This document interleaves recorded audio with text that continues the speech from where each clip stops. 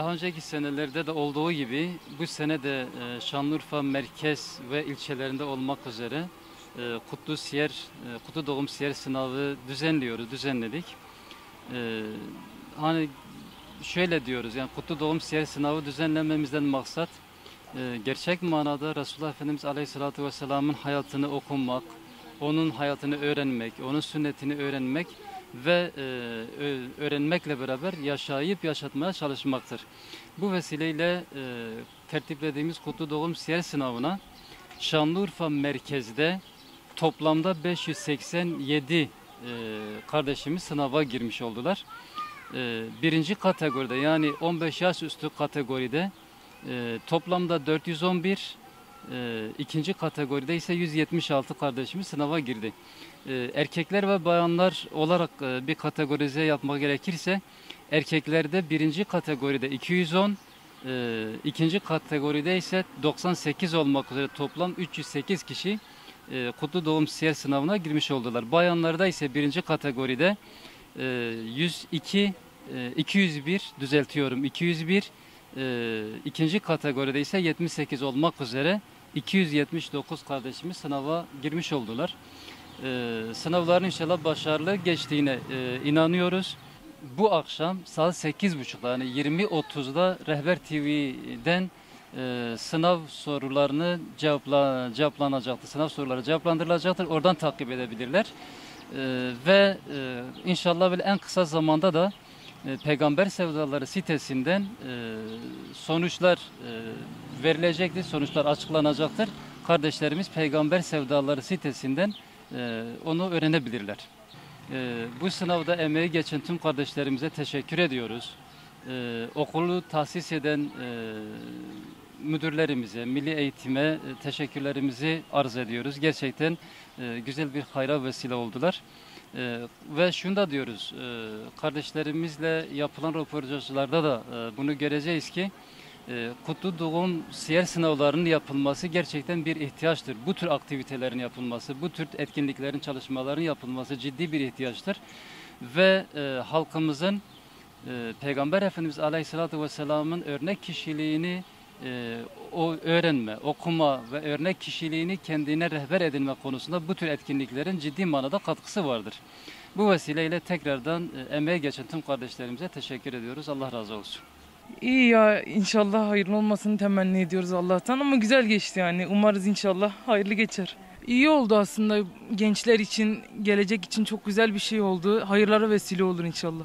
Her yıl olmasını temenni ederim. Katkısı, hayatımıza geçirmemiz gereken kurallar var. Yani iyiydi, böyle etkinliklerin devam etmesini diliyoruz. Çünkü peygamberimize yönelmemizi sağlıyor.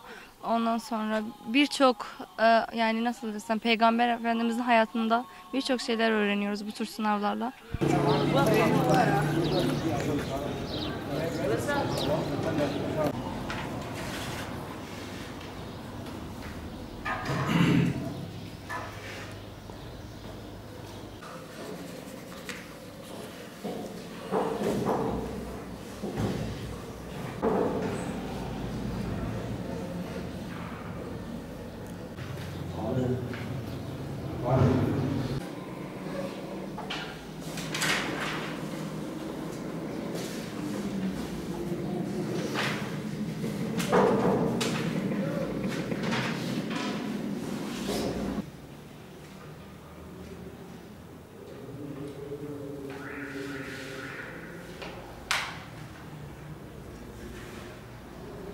Özellikle bunu sınavı yapanlara Allah kendinden razı olsun. Gerçekten çok güzel maneviyat bize verdi.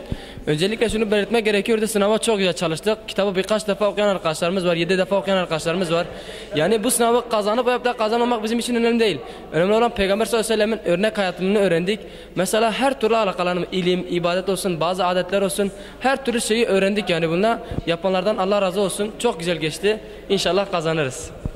Evet, siyer sınavına girdik. Gerçekten çok güzel bir şekilde sorular hazırlanmıştı.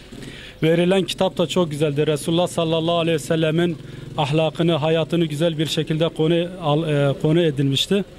Bizim için kazanmak önemli değil. Elbette kazanmayı isteriz. Ama en önemlisi Resulullah sallallahu aleyhi ve sellemin hayatını öğrenip hayatımıza geçirmektir. Bence en büyük kazanım budur. Biz bir ay boyunca çalıştık. Resulullah'ın hayatını okuduk. İnşallah biz manen kazanmışız. Çünkü Resulullah sallallahu aleyhi ve sellemin hayatını öğrenip kendimize rehber edineceğiz inşallah. Allah düzenleyenlerden, İkrader'den razı olsun. Siyer yarışmasına, sınavına girdik.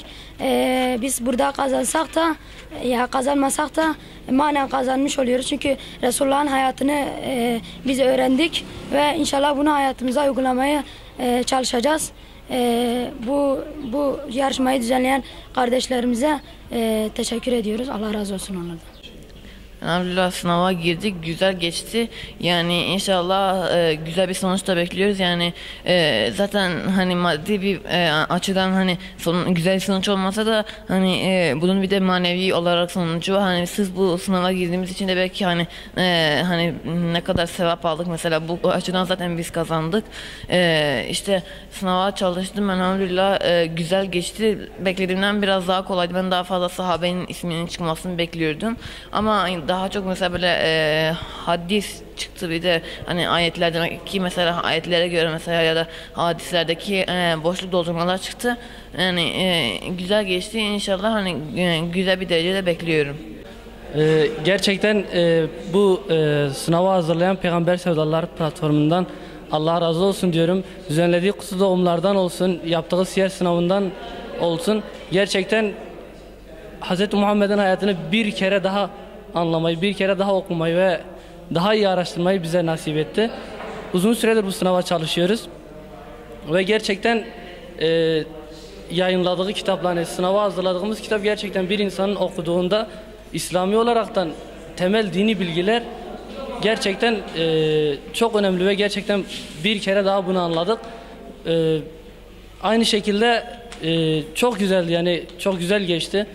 İnşallah Umre'yi kazanmasak da iyi bir derece yapacağımıza inanıyorum. Elhamdülillah bir aylık çalışmadan sonra nihayet sınava girebildik. 2x2 eşittir 4 sınavında Peygamberimizin örnek ahlakını anlatan kitapta çok güzel dersler çıkarabildik kendimize. Hem ayetlerle hem hadislerle hem Peygamberimizin örnek ahlakına dair anlatılan şeylerde. Tevekkülümüzü tabiri caizse bineğimizi sağlam bir kaza bağlayabilmek için elimizden geleni yapmaya çalıştık.